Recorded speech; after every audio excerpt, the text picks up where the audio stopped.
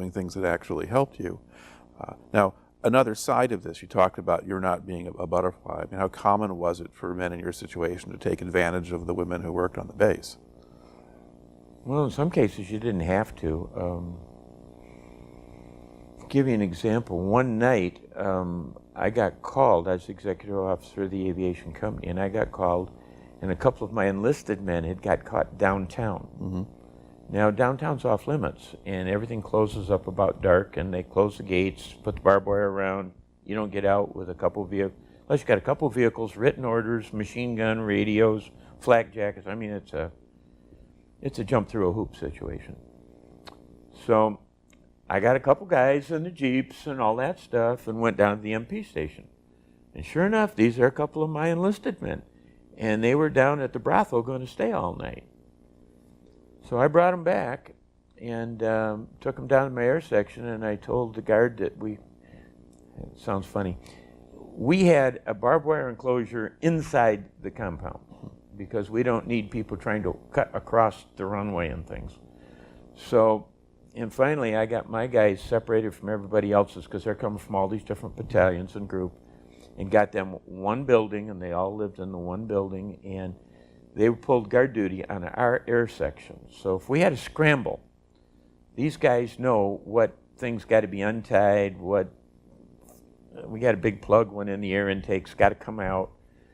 They know how to get the aircraft ready for us to go. Also, sometimes when the Viet Cong got on the base, they did things like take a hand grenade, and they would, if it was like ours, theirs weren't, but they used ours from time to time, they would wrap them with duct tape, pull the pin. Now it can't go off because the hammer's being held down. You know, they would then take the fuel cap off, and our fuel caps are quite big, and they would put the hand grenade inside and put the fuel cap back. What we did was we would scratch the fuel cap across to the, and you got to align the scratch and then lock it down. Well, our guys would check immediately to see if they were left in the positions they were supposed to be.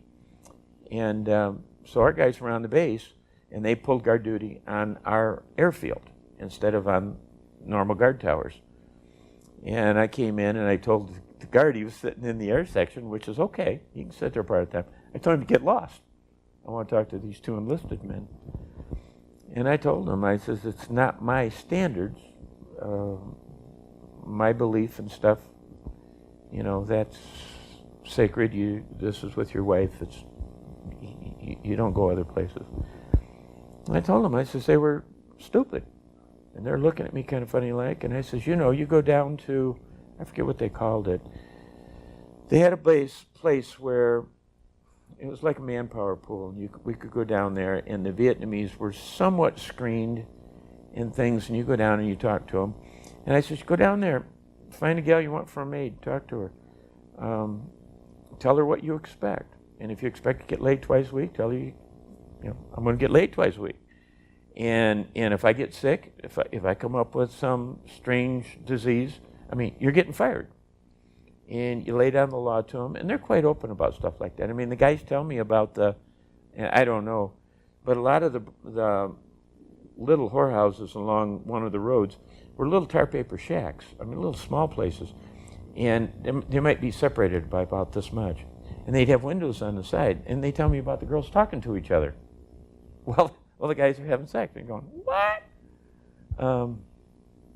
I don't know. I have to take their word for it. Mm-hmm. But they were quite open about stuff, and they say that some of them felt that if they weren't emotionally involved, there was nothing wrong with it. I don't know. Mm-hmm. I never asked never questioned her. But I told these guys, I says, talk to your maid, tell her what you expect, what's going to happen if things mess up or you get sick or getting caught downtown. That's stupid. Mm-hmm. That's just flat stupid. But yeah, it was available. I mean, it was like drugs and other things. Mm-hmm. I mean, enough stuff was available anywhere that doing some of this stuff crazy was just, and you know, being that, well, I'm a Mormon. Mm-hmm. We don't drink coffee. We don't drink tea. We don't drink alcohol. We don't smoke. So when I had the Oak Club for a while, I don't think the gal that worked behind the counter there, behind the bar there, would have given me a drink if I asked for one. I think I could have threatened her, and she wouldn't give me a drink. And why wouldn't she have given you a drink? She knows that's not my beliefs. Ah, okay, so she would have been. If something's wrong, you know, Yeah. she